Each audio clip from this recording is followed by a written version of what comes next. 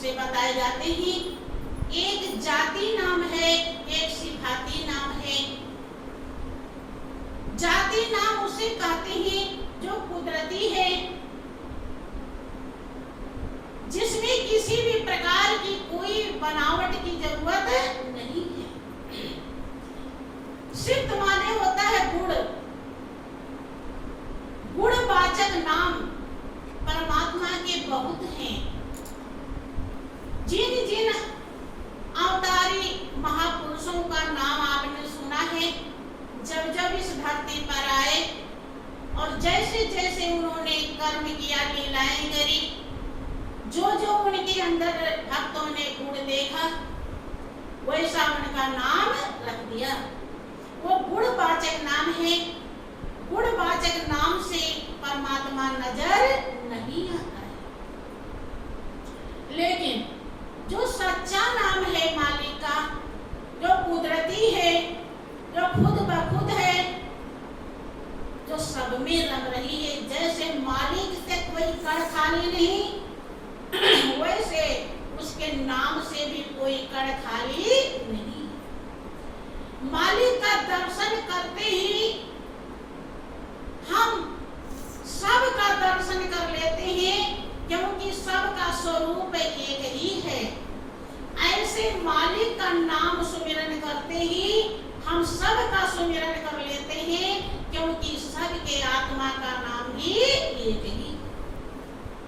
और इतना सरल है कि हरदम हो रहा है, रोम रोम में धुनकारे दे रहा है, पेड़ पौधों में धुनकारे दे रहा है, बाग बगीचों में धुनकारे दे रहा है, लेकिन हमें उसका अनुभव नहीं। हमें लगता है कि हम गृहस्थी में हैं, कामकाजी इंसान हैं, तो हम भजन कैसे करेंगे? नहीं बंधु, भगवान राम कहते हैं कि भक्ति स्वतंत्र सकल सुख खानी, अबिन सत्संग न पावहि प्राणी। ये भक्ति स्वतंत्र है और सब सुखों की खान है। राम कहते हैं कि भक्ति स्वतंत्र है और सब सुख की खान है। अगर इसी बात पर आप गौर कर लें तो भी आपकी नाव इस पार से इस पार हो जाएगी कि वो स्वतंत्र भक्ति कौन सी है। अब मंदिर में जाना आप भक्ति समझते हैं, मूर्तियों का दर्शन करना आप भक्ति समझते हैं। अगर किसी की आंख नहीं है, वो उसके लिए स्वतंत्र है कि परतंत्र है? परतंत्र हो गया। पैर नहीं है तो मंदिर कैसे जाएंगे? जबकि भक्ति के अधिकारी सभी हैं। लूला लंगड़ा अंधा बहरा कोई भी ऐसा नहीं है जो भक्ति के अधिकारी न। आप पढ़ते हैं, सुनते हैं, लेकिन विचार नहीं करते। और जब तक विचार नहीं करेंगे भाइयों बहनों, आप कभी भी दुखों से छुटकारा नहीं पाएंगे। देखो, बाली का नाम सुना है आपने। जब भगवान राम सुग्रीव की सहायता करते हैं और मित्रता करते हैं और बाली को मार देते हैं, बाली जब धरती पर गिरता है तो उसकी सही में ज्ञान की आंखें खुल जाती हैं और वो भगवान राम को पहचान लेता है। और जब पहचान लेता है कि राम चरण दृढ़ प्रीति कर बाली कीन तन त्याग, और सुमन माल जिन कंठ ते गिरत न जाने। जैसे फूल की माला हाथी के गले से गिर जाए, कब गिर गई उसे पता नहीं चलता। ऐसे ही बाली को जब भाव पैदा हुआ माली के चरणों में, तो उसका प्राण ऐसे निकल गया जैसे हाथी के गले से फूल की माला गिर जाए, नहीं पता चलता है। जन्मत मरत दुसह दुख होई बंधु। यही दुख से छुटकारा पाने के लिए आपको ये जीवन मिला। ये दुख बहुत भयानक है। देखो, हम तो बड़े अफसोस में रहते पाते हैं कि लोग लड़कपन खेल कूद में गवा देते हैं और युवा अवस्था में रात दिन विषय प्रपंच में रमे रहते हैं और जैसे बुढ़ापा आता है तो नाना प्रकार की बीमारी पकड़ लेती है और कितना कष्ट उठाते हैं और कष्ट उठा उठा कर घुरज करके इस दुनिया से चले जाते हैं। क्या मालिक ने 84 लाख जिंदगी में इतनी अच्छी जिंदगी दिया निकाल करके, क्या इसीलिए दिया था? गौर करें, आप अपनी आंखें खोल लें, अपने जीवन का कल्याण कर लें, चेतना को जागृत कर लें बंधु, उस स्वतंत्र भक्ति को प्राप्त कर लें जिसको हर कोई कर सकता है, जिसमें कोई काम छोड़ने की जरूरत नहीं है, केवल लगन की जरूरत है और लगन आपके भाव और श्रद्धा से लगता है। बंधु, राम कहते हैं कि बिन सत्संग न पावहि प्राणी। उस स्वतंत्र भक्ति को कोई भी प्राणी जब तक संत का संग नहीं करेगा नहीं पा सकता। और वो सुख सबको चाहिए, वो करे सब सुखों की खान मेरी स्वतंत्र भक्ति है। आगे कहते हैं कि पुण्य पुंज बिन मिले न संता और सतसंगत संतृत करंता। के प्रजावासी, जब तक पुण्य का ढेर इकट्ठा नहीं होगा, पुण्य बहुत ज्यादा मात्रा में आप नहीं कमा पाएंगे, तब तक सच्चे संत मिलते नहीं। और जब सच्चे संत मिलते हैं तो सत्य की पहचान करा देते हैं, मालिक का दीदार करा देते हैं, दर्शन करा देते हैं, तो जीव भक्ति करता है और भक्ति करता है तो संतृत माने होता है जन्म मरण आवागमन के चक्कर से मुक्त भाई बहनों, बहुत ही अनमोल जिंदगी मिली है। जितना भी श्वास प्रभु को जाने बिना चला गया वो मोर और तोर में चला गया है, अर्थात माया प्रपंच में बीत गया है। और माया प्रपंच में हम कितने गुनाह कमा लिए हैं इसका पारावार नहीं है। नाम परमात्मा का पावन है, स्वरूप पावन है। उस पावन सत्ता को जितना जल्दी हो सके जान करके पहचान करके मालिक से प्रेम लगा लीजिए। आपको मालिक ने इस दुनिया में भेजा है, दुनिया वो दो चीजों से बनाई है, इसलिए इसको दुनिया कहते हैं। एक दुनिया बाहर है और एक दुनिया अंदर है। अंदर की दुनिया में शांति ही शांति है, चैन ही चैन है, और बाहर की दुनिया में अशांति ही अशांति है। बाहर की दुनिया सब नाशवान है और अंदर की दुनिया सब अविनाशी है। इसलिए अंदर की दुनिया में जाइए, रास्ते से जाइए, टेक्निक से जाइए, हारमोनियम से जाइए और प्रभु का नाम और स्वरूप जब तक दोनों नहीं जानेंगे तब तक भक्ति शुरू नहीं होती। खाली नाम जपने से आपकी प्यास नहीं बुझेगी, आपके जीवन का कल्याण नहीं होगा। राम के साथ राम का स्वरूप होना चाहिए। अगर आप सोचते हैं कि भगवान का नाम राम है तो राम राम जपते जिंदगी बीत जाती है, राम का कभी भी दीदार नहीं होता है। राम का नाम कुछ और है और वो नाम ऐसा है कि जिससे राम खींचे हुए चले आते हैं। जिस नाम से राम दर्शन दे दे तो समझ लीजिए कि हमको सही नाम मिल गया है। आगे आपकी इच्छा है, एक छोटी सी भजन है, बोलिए प्रेम से सद्गुरुदेव महाराज की। अंदर पड़ के पौड़ी चढ़ के तू नजारा देख ले, अंदर पड़ के पौड़ी चढ़ के तू नजारा देख ले, तू नजारा देख ले, प्रियतम प्यारा देख ले,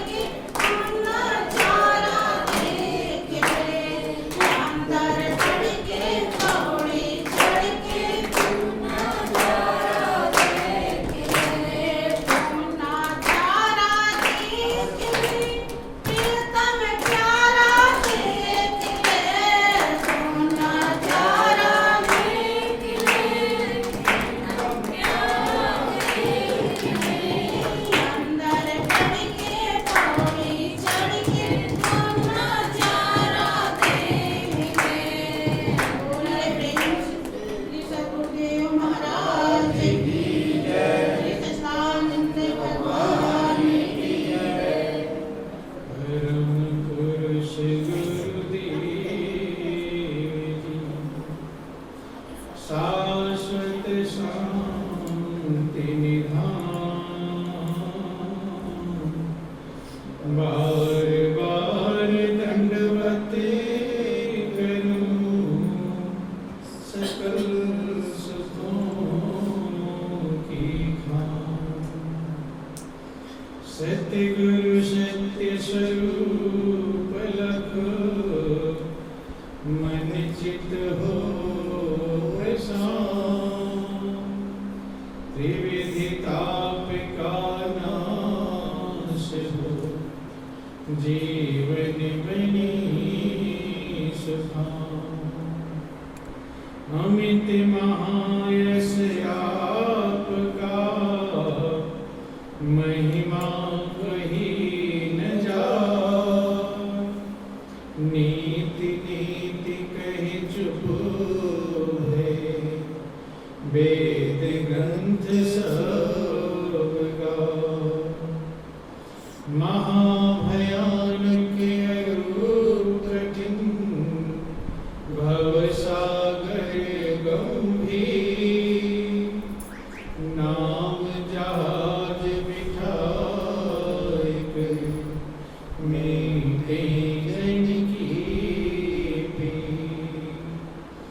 मेरा मुझ में कुछ नहीं, जो कुछ है सो तो तेरा तुझको सौंपते क्या लागे। बोलिए प्रेम की सस्तुदेव महाराज की जय, सच्चिदानंद भगवान की जय, बोलो वृंदावन बिहारी लाल की जय। बहुत ही सौभाग्य का समय है कि उस महाप्रभु की असीम दया दृष्टि से हम सभी लोगों को ये सत्संग का परम पावन अवसर मिला है। वास्तव में ये परमात्मा की बहुत बड़ी कृपा कहलाती है, बहुत बड़ी दया कहलाती है। जिसने भी सत्संग के वाणी को ग्रहण कर लिया, समझ लिया, इतिहास गवाह इस बात का कि पतित से पतित प्राणी भी पावन बन गया है, नीच भी महान बन गए हैं और अधम भी मुक्ति को प्राप्त कर। वास्तव में जो प्रभु ने हम सभी लोगों को ये मनुष्य का चोला दिया है, ये उस परमात्मा की असीम दया है, असीम कृपा है। इससे बढ़कर सुंदर, कीमती, विवेकवान कोई भी प्राणी परमात्मा के सृष्टि में नहीं। सबसे कीमती जो जीवन था वो हम लोगों को मिला हुआ। जिस जीवन को पाने के लिए देवता भी तरसते रहे। शास्त्रों में वर्णन आया कि बड़े भाग्य मानुष तन पावा, असुर दुर्लभो सब ग्रंथ निगाहा। भगवान राम अयोध्या वासियों को समझाते हुए कहते हैं कि हे भाइयों, आपके बहुत बड़े भाग्य हैं, आप बहुत भाग्यशाली हैं जो आपको मनुष्य का चोला मिला। कौन सा चोला? मनुष्य। बंधु ध्यान देना, महापुरुष तो समझाते ही, लेकिन क्या आप अपने आप को भाग्यशाली समझ पाए हैं? जो हमें मनुष्य की जिंदगी मिली है, तो कभी लगता है कि हम भाग्यशाली लोग कब समझते हैं? धन ज्यादा मिल जाए, बिल्डिंग बन जाए, तब लोग कहते हैं भाई बहुत बड़ा भाग्यशाली। मनुष्य का जीवन मिला है, इसलिए हम भाग्यशाली हैं, ऐसा कोई बिरला समझ पाता। मनुष्य की जिंदगी पाकर क्यों नहीं भाग्यशाली समझ पाते? क्योंकि इस जीवन का जो लक्ष्य था उस लक्ष्य को प्राप्त नहीं कर पाते। इसीलिए बेचैन, अशांत, चिंता में, टेंशन में जिंदगी जीते हैं और रो कर इस दुनिया से विदा हो जाते हैं। जबकि महापुरुष कहते हैं कि ये जो मनुष्य का जीवन मिला है ये देव दुर्लभ, देवताओं को भी दुर्लभ, तो कम कीमती होगा ज्यादा? जो देवता तरसते हैं वो कीमती होगा कि नहीं कीमती? कीमती होगा। लेकिन महापुरुष कहते हैं कि कितनी भी कीमती चीज हमें मिल जाए और अगर हम उसकी कीमत ना समझ पाए तो कीमती होते हुए भी उसका कोई विशेष महत्व नहीं है। लाभ तभी उठा पाएंगे जब हम उसकी कीमत को समझ पाएंगे। कीमत नहीं समझ पाएंगे तो लाभ उठा सकते। जैसे किसी गरीब को हीरा मिल जाए, क्या मिल जाए? हीरा। अब वो पहचान ना पाओ, कोई जिक्र आता है किसी गरीब मजदूर का, रास्ते में जा रहा है, दुखी है, दीन है, परेशान है, सब्जी है तो रोटी नहीं, रोटी है तो सब्जी नहीं। संजोग की बात रास्ते में एक हीरा पड़ा हुआ दिखाई पड़ता है। जब हीरा दिखाई पड़ता है, चमक रहा है, अब वो क्या पहचाने कि हीरा है? वो समझता है कोई कांच का टुकड़ा है। क्या है? कांच का। सोचा क्या करूंगा, फिर मन में आया कि लाओ लेता चलो बच्चे खेल ले, खिलौना टाइप का हो जाए। उठा लिया उस हीरे को, ले गया घर पर, तो हीरा पाकर मगन हुआ।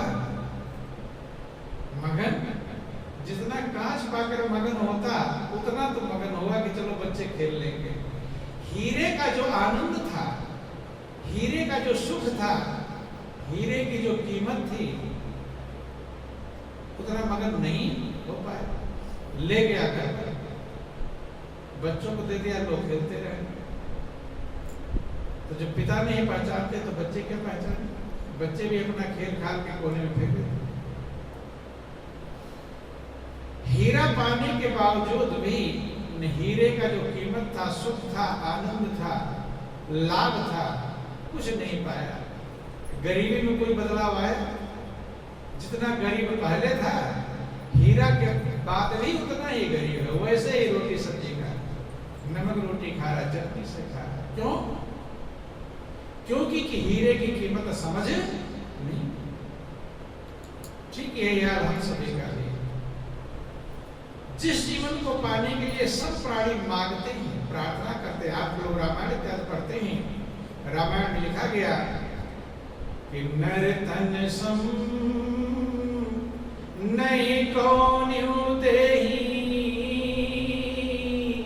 और जीव चराचर जाचत जेहि। कहते हैं कि मनुष्य के जीवन के समान कोई जीवन नहीं। सभी प्राणी, चर और अचर प्राणी मांगते हैं, प्रार्थना करते हैं कि हे प्रभु एक बार मुझे मनुष्य का जीवन दे।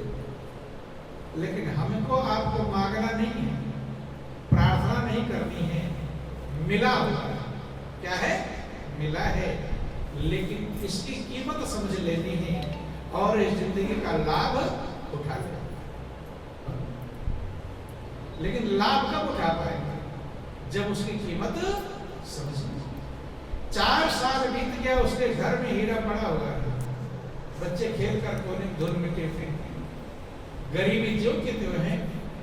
संजोग की बात, उसके घर पर कोई सुनार आया, जौहरी। सुनार समझते हैं ना सभी? सोने चांदी काम करने वाला जौहरी आया, चाय पानी पिला रहा है। अब उस सुनार की निगाह पड़ गई जो धूल मिट्टी में हीरा पड़ा हुआ, नजर पड़ गई। वो तो पहचान गया, बहुत बड़ा आश्चर्यचकित हुआ कि ये इतना गरीब है और इसके घर में कोने में धूल मिट्टी में हीरा फेंका हुआ। राजा के यहाँ भी हीरा कोने में नहीं फेंका रहेगा, अच्छी प्रकार से पैकिंग का अलमारी में रखा रहेगा। आप लोग सोने चांदी के सामान फेंके रहते घर में या संभाल कर रखते? अच्छे सुरक्षित रखते हैं। बंधु आश्चर्य हुआ, बुलाया कि ये आप क्यों कोने में फेंक रखा है? कहता है कि वो रास्ते में कांच का टुकड़ा मिल गया था, बच्चे ही खेल कर फेंके होंगे, तब वो जौहरी सुनार सब पकड़ करके बैठे। कहता है कि ये कांच का टुकड़ा नहीं, ये करोड़ों का हीरा है और तुम इस क्षेत्र के सबसे धनी आदमी हो, इस क्षेत्र के सबसे धनी, तुम्हारे जैसा धनी कोई भी नहीं। तो जैसे समझा कि ये करोड़ों का है, अब धूल मिट्टी में रहेगा, जल्दी संभाला, बेच करके महल भी बन गया, रथ हाथी घोड़े भी आ गए, नौकर चाकर भी आ गए, धन के भंडार भी आ गए। लेकिन कब? जब उस हीरे की कीमत समझ पाया। यही हाल हम लोगों का भी। ध्यान दें, आप लोगों को भी ऐसा हीरा मिल जाए तो खुश होंगे कि नहीं होंगे? नहीं खुश होंगे। करोड़ों का हीरा मिल जाए खुश हो जाएंगे, लेकिन करोड़ों का हीरा तो कम कीमती है, ये जिंदगी उससे भी ज्यादा कीमती हीरा आपको मिला होगा। है? हीरा तो पैसे में मिल जाएगा, लेकिन ये जिंदगी पैसे में मिलने वाली। आपकी आंख है, कोई आपसे पूछे कि आंख कितने में देंगे, तो कितने रुपए में आंख दे देंगे? 2-4 लाख, 10-20 लाख, करोड़ों? करोड़ों भी कोई देगा आपको तो आंख देने वाले नहीं। हाथ पैर दे देंगे, इसका कुछ भी आप दे सकते नहीं। तो हीरे से कम कीमती है कि ज्यादा है? लेकिन कीमत समझ पाए, कीमत समझ पाओ, वही वाला हाल और सब्जी रोटी खा रहा जो। यही हाल मनुष्य का है, अनमोल। महापुरुष कहते हैं इसकी कीमत आज तक कोई बता पाया नहीं। कितना, जब एक गौर कर लेना, आपने समझ लो, जब आंख आप करोड़ों में नहीं दे पा रहे हैं, देंगे नहीं तो और कितने अंक लगे हुए इसमें? कीमत है, कोई भी बता नहीं सकता कितने कीमत है इस जिंदगी। इसलिए अनमोल कह दिया गया। क्या कह दिया? इसलिए महापुरुष कहते हैं, गुरु वृंदावन बिहारी लाल कि मनुष्य जीवन है अनमोल, खोय मत पाप कमाने में। मनुष्य जीवन है अनमोल, खोय मत पाप कमाने में। खोय मत पाप कमाने में, खोय मत पाप कमाने में। पाप कमाने में, खोय मत पाप कमाने में। मनुष्य जीवन है अनमोल, खोय मत पाप कमाने में। मनुष्य जीवन है अनमोल, खोय मत पाप कमाने में। अनमोल ये जिंदगी है, लेकिन कीमत ना समझ पाने के कारण मनुष्य बेचैन है, अशांत है, चिंतित है। जबकि आप लोग रामायण में पढ़ते हैं कि आप आनंद के भंडार, ईश्वर अंश जीव अविनाशी और चेतन अमल सहज सुख राशि।